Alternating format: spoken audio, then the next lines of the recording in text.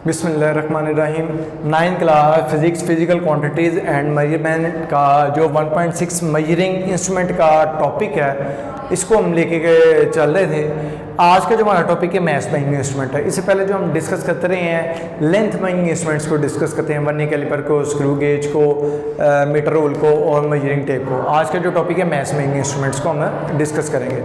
तो math measuring instruments के वाले से अगर हम पहले के टाइम को डिस्कस करते हैं तो पहले के टाइम के वाले से हमारे पास आता है जो बर्तन वगैरह थे या कोई ख़ास स्पेसिफिक स्टैंडर्ड के हमने बनाए हुए थे पोर्ट्स वगैरह, उनको हम यूज़ करते थे ग्रेन वगैरह को मेजर करने के लिए यूज़ करते थे।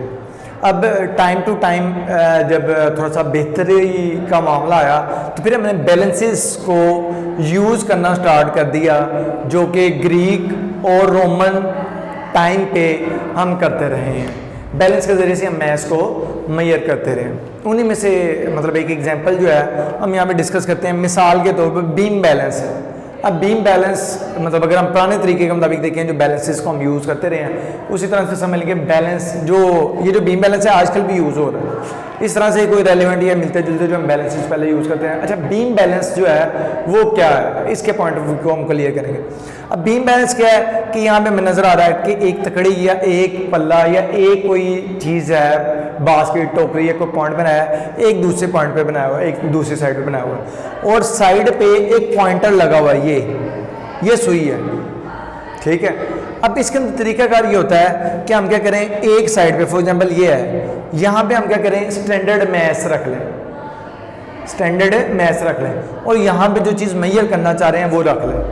तो मिसाल के तौर पर हमने यहाँ पे जो भी चीज़ मेजर करना चाह रहे हैं, 1 2 3 ब्लॉक है फॉर एग्जांपल, ये कोई भी चीज़ जो है हम इसको मेजर करना चाह रहे हैं। अब यहाँ पे हम क्या करेंगे, इसके मुताबिक कोई एक ब्लॉक रखेंगे स्टैंडर्ड मैथ्स जो कि ऑलरेडी हमें पता हो। फॉर एग्जांपल हमने आधा किलो का रखा, फिर इसके बाद हमने कहा नहीं ये भी कम है। कम कैसे पता लगेगा, ये पॉइंट जो है ये बिल्कुल सेंटर में अगर आएगा, अगर ये बिल्कुल सेंटर में आएगा तो इसका मतलब है कि ये बैलेंस है, मतलब ये चीज़ और ये चीज़ बैलेंस है। ये चीज़ और ये चीज़ बैलेंस होने का मतलब है कि यहाँ पे जो मैथ्स है वो इस मैथ्स के बराबर है। ये तो हमें मैथ्स नहीं पता, ये तो हम मेजर करना चाह रहे हैं, लेकिन इस साइड पे जो मैथ्स होगा वो हमें पता होगा, उसके मुताबिक जो यहाँ पे मैथ्स होगा वही मैथ्स वो होगा। तो इसके मुताबिक हम क्या करेंगे, यहाँ पे कोई ब्लॉक मिसाल तौर पर जिस तरह एक ½ kg रखा है ब्लॉक, तो ½ kg में अभी भी हम देख रहे हैं कि यहाँ पे जो वेट है वो ज़्यादा है और यहाँ पे वेट कम है, तो हम एक और ब्लॉक रख देंगे। फिर हमने देखा तकरीबन करीब आ गया लेकिन अभी भी नहीं है, तो हमने एक और ब्लॉक रखा। अब ये जो सुई थी जो हमने पॉइंटर रखा हुआ था, ये बिल्कुल सेंटर में जब आ जाएगा, इसका मतलब है जो यहाँ का मैथ्स है और यहाँ का मैथ्स है वो इसके मैथ्स के इक्वल है। तो जो यहाँ का मैथ्स था वो नाउन मैथ्स था, तो उसके मुताबिक हमारे पास फॉर एग्जाम्पल ½ kg का अगर हमने रखा था तो ये 1.5 kg का टोटल मैथ्स आ जाएगा। इस तरीके से हम बीम बैलेंस के थ्रू को जो था वो मैथ्स को मेजर करते थे। अच्छा, अब जो आजकल हम यूज़ कर रहे हैं मैकेनिकल और इलेक्ट्रॉनिक बैलेंसेस को हम यूज़ कर रहे हैं। मैकेनिकल इलेक्ट्रॉनिक बैलेंस में क्लियर है कि जो एक लेटेस्ट मशीन है इलेक्ट्रॉनिक है, तो उसके ज़रिए से हमें क्या है मोर प्रिसाइज मिलता है और इजी टू हैंडल होता है जो इलेक्ट्रॉनिक डिवाइसेस हैं, ठीक है। उसके अंदर भी अभी हम डिस्कस करते हैं कि उसमें क्या है, और एक और एग्जांपल हम डिस्कस करते हैं मैकेनिकल बैलेंस जो है जो प्रिसाइज तो है लेकिन उसको यूज़ करने में थोड़ा सा मुश्किल है, ये क्या है तो वो उसके बारे में डिस्कस करते हैं। अच्छा, बीम बैलेंस ये आता है। अब नेक्स्ट जो है हमारे पास एक आता है फिजिकल बैलेंस। अब फिजिकल बैलेंस थोड़ा सा डिटेल में उन्होंने गाइड किया गया है हमारे पास, तो उसको उस पॉइंट ऑफ व्यू से हम क्लियर करते हैं। फिजिकल बैलेंस के अंदर जो पहला पॉइंट आता है हमारे पास, एक ये पॉइंट सबसे पहले ये हमारे पास यहाँ पे अरेस्टमेंट नॉब है। अच्छा, जब भी हमने इसके अंदर ये अरेस्टमेंट नॉब है, इसका फ़ायदा क्या है कि इससे ये जो सिस्टम है पूरे का पूरा ये ऊपर हो जाएगा या नीचे हो जाएगा। मतलब अब इसको हमने मूव किया है तो ये ऊपर जाता जाएगा, मतलब ये इसके साथ नहीं तो जुड़ा होगा, और जब हम इसको उठाएंगे तो ये ऊपर हो जाएगा और जब इसको नीचे करेंगे तो ये नीचे आ जाएगा। फंक्शन बता दूं फिर उसको आप बताते हैं। फिर इसके बाद हमारे पास है बैलेंसिंग स्क्रू, कि ये वाले को इसके बराबर करना, ये वाले को इसके बराबर करना। वो कैसे करना है, फिर वो भी क्यों करना है, ये पॉइंट भी क्लियर करते हैं। फिर ये हमारे पास जो है ये क्या है, प्लम लाइन है। ये हमारे पास है प्लम लाइन, ठीक है। अब इसके अंदर क्या है कि हम इधर से लेवलिंग स्क्रू के जरिए से, मतलब इसको देखते हुए लेवलिंग स्क्रू को सेट करेंगे। लेवलिंग स्क्रू को सेट करेंगे, इससे ये पता लगेगा कि जिस टेबल पे हमने ये रखा हुआ है अगर वो टेढ़ा है तो इसके थ्रू हम उसको बैलेंस कर सकते हैं। ये पॉइंट क्लियर होगा। अच्छा, फिर उसके बाद ये जो सुई अगर सेंटर में होगी, इसका मतलब इसका वेट और इसका वेट बराबर है, तो जिस तरह से वो है कि इसका और इसका वेट बराबर होने से हमारे पास दोनों का मैथ जो है हम वो स्टैंडर्ड यूज कर लेंगे, तो उसी तरीके से हम इसको कैलकुलेट कर लेंगे। अच्छा, अब स्टार्ट करते हैं इसके प्रैक्टिकल परफॉर्मेंस की तरफ कि ये किस तरीके से यूज होगा। इसी से अगर हम समझें तो प्रैक्टिकल भी हमारा क्लियर हो जाएगा अगर होगा, और अगर वैसे समझे तो ये बड़े अच्छे तरीके से हो सकता है। अच्छा, सबसे पहले हमने क्या करना है कि इसके अंदर ये चीज़ जो है ये सारे को बैलेंस करना है। बैलेंस करने के लिए सबसे पहले हमने ये वाली चीज़ देखनी है, ठीक है, लेवलिंग स्क्रू, कि सबसे पहले वो जो टेबल है वो कहाँ पे है, इस तरह से है या इस तरह से है, जैसे भी है हमने उसको बिल्कुल बैलेंस में लेके आना है कि ये जो चीज़ें हैं ये क्या आ जाए, बिल्कुल प्लेन लगे। अब इसको प्लेन करने का तरीक़ेकार ये है, इसको ऊपर नीचे इसको मूव में करेंगे तो इसको मूव करने से ये जो पॉइंटर है, प्लम लाइन है, ये आगे पीछे मूव करेगी। जब ये बिल्कुल सेंटर में आ जाएगी, इसका मतलब है ये जो हमारे पास ये नीचे वाला ब्लैक से जो बनाया हुआ है, जो उसका बेस है वो क्या बिल्कुल लेवल पे आ गई है। तो सबसे पहले हम इसको लेवल कर लेंगे, ये लेवल हो जाता है। फिर इसके बाद आता है कि हमने क्या किया कि यहाँ पे इसको ये नट से लगे होंगे बैलेंसिंग स्क्रू होंगे।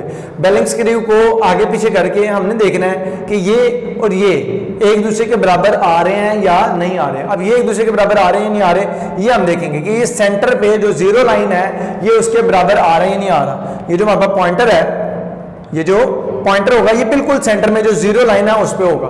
कब होगा, जब ये और ये मतलब बैलेंसिंग स्क्रू ये जो रेड से बनाए हैं इनको मूव करके आगे पीछे करके हम इसके थ्रू इसको सेट कर सकते हैं। जब सेट करेंगे फिर उससे क्लियर हो जाएगा कि ये इसके बिल्कुल बराबर आ गया। अब इसके बाद हमारे पास अब परफॉर्मेंस स्टार्ट होती है। उसके अंदर भी इसमें हमने क्या किया, एक अननोन मैथ रख लिया, अननोन मैथ रखा, उसके मुताबिक यहाँ पे नाउन मैथ रखा। अब हम जो भी कैलकुलेट करना चाह रहे हैं, फॉर एग्जांपल ये 3 मार्कर्स जो मैंने इसमें रख दिए हैं, अब उसके मुताबिक मैं यहाँ पे जो नाउन मैसेज है वो रख रहा हूँ। नाउन मैसेज छोटा रखा, अगर तो वो बराबर आ गया तो ठीक है, मैथ थोड़ा सा बढ़ाया जो नाउन मैथ है, फिर नाउन मैथ बढ़ाया, ऐसे बढ़ाया कि वो बिल्कुल सेंटर पॉइंट पे आ जाए। और अगर तो पहले ही ज्यादा था तो उसको हम क्या करेंगे, नाउन मैथ के छोटे स्टैंडर्ड्स को हम यूज करेंगे ताकि वो जो लाइन है वो बिल्कुल सेंटर में आ जाए। जब इस तरीके से मैथ को, ये जो पॉइंटर होगा बिल्कुल सेंटर में होगा, इसका मतलब है इसका मैथ और इसका मैथ बराबर है। जो नाउन मैथ होगा उसको हम जो मतलब जो स्टैंडर्ड मैथ होगा वो नाउन मैथ होगा, और जो वो होगा वही दूसरे जो पेन होगा, जो दूसरा हमने एक ब्लॉक रखा हुआ है वहां पे मैथ के इक्वल होगा। तो फॉर एग्जांपल अगर ये नाउन है तो ये 2 kg है, तो ये भी इसके बराबर आ रहा है, तो ये भी क्या होगा, 2 kg होगा। इस तरीके से हम आसानी से इसका जो मैथ है वो भी कैलकुलेट कर सकते हैं। अच्छा, फिर इसके बाद हमारे पास जो लीवर बैलेंस है ये भी तकड़ी टाइप जो है एक यूज होता है। कुछ शॉप्स पे अगर हम देखें जो कुछ टाइम पहले तक ये अवेलेबल थी, वो भी अगर हम बाहर देखें मार्केट में, जो मतलब अगर बीम बैलेंस की बात करते हैं तो बीम बैलेंस जो है अभी भी कुछ लोग सब्जियां या फ्रूट्स वगैरह फल वगैरह जो सेल करने आते हैं तो उन्होंने ये वाली नॉर्मली रखी होती है, या फिर कुछ ये भी यूज करते हैं लीवर बैलेंस। अब इसका भी तरीकेकार वही है जो हमने इनका रखा हुआ था, बीम बैलेंस और फिजिकल बैलेंस का था। एक भी हम स्टैंडर्ड मैथ रखेंगे और दूसरे में हम अननोन मैथ रखेंगे।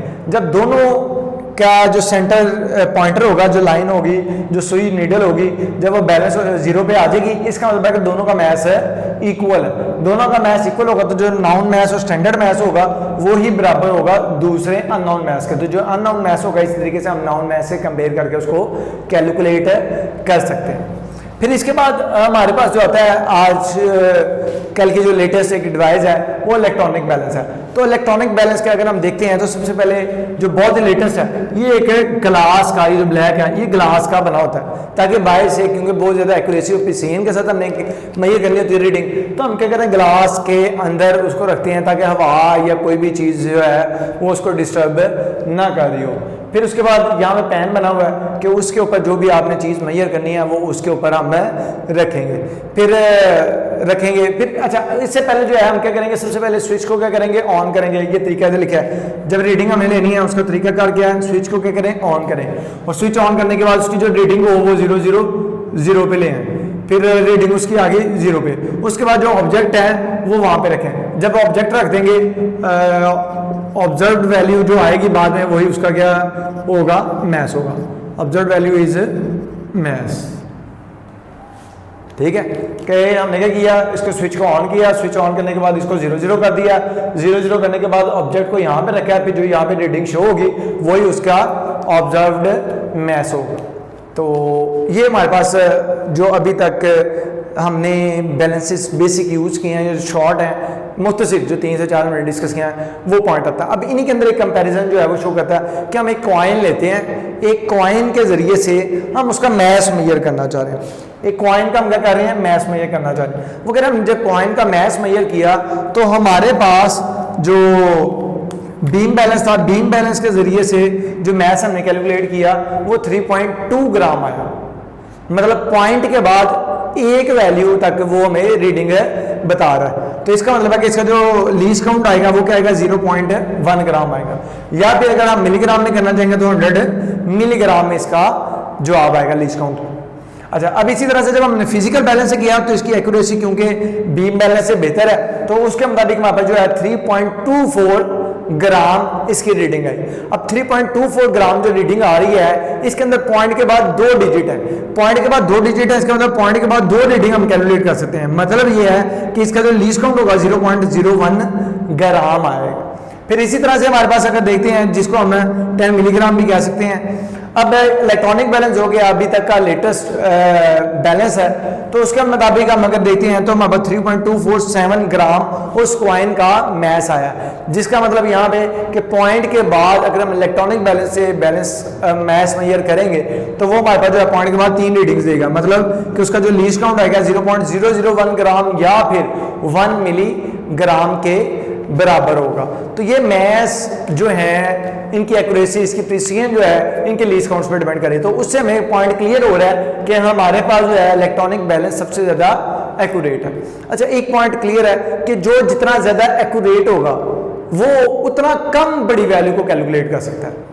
मतलब अगर हम 10, 20, 30, 50, 100, 1000 किलो को मेजर करना चाह रहे हैं तो फिर उसकी एक्यूरेसी जो है वो उतनी कम हो जाएगी। जो जितना एक्यूरेट मेजर कर रहा होगा उसका मैस मेजरिंग कैपेसिटी जो है वो भी उतनी कम होती जाएगी। तो अब तक के लिए इतना, इंशाल्लाह नेक्स्ट लेक्चर में नेक्स्ट टॉपिक के साथ मिलेंगे। अल्लाह हाफिज़।